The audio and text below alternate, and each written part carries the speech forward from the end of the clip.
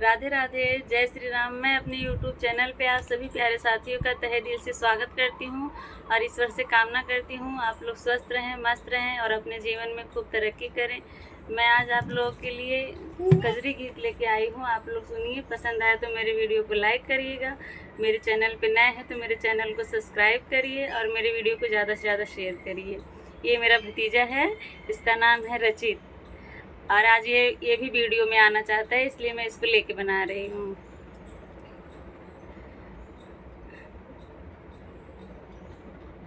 अपने निदिया के कई नवा दवाई पिया के तो हई जगाई पिया ना। अपने निदिया के कई नवा दवाई पिया के तो हई जगाई पिया ना। एक त गोदी में गदेला, दूसरा सासू के झमेला। एक त गोदी में गदेला, दूसरा सासू के झमेला। तीसरा रोज रोज तो हई के जगाई पिया कई नवा दवाई पिया ना। तीसरा रोज रोज तो हई के जगाई पिया कई नवा दवाई पिया ना।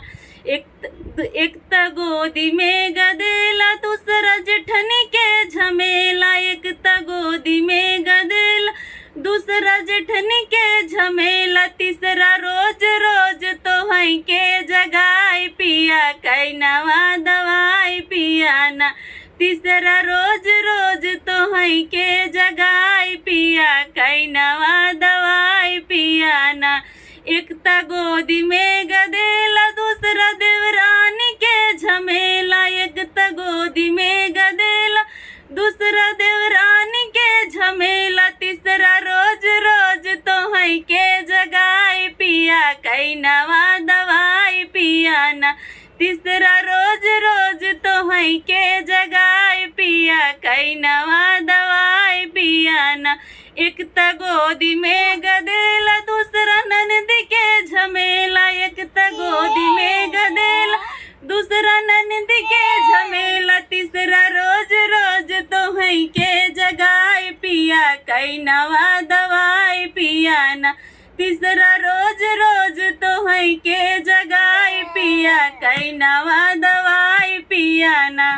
अगर मेरा वीडियो पसंद आया हो तो मेरे वीडियो को लाइक करिएगा और मेरे बाबू कैसा है कमेंट बॉक्स में ज़रूर बताइएगा। Thank you.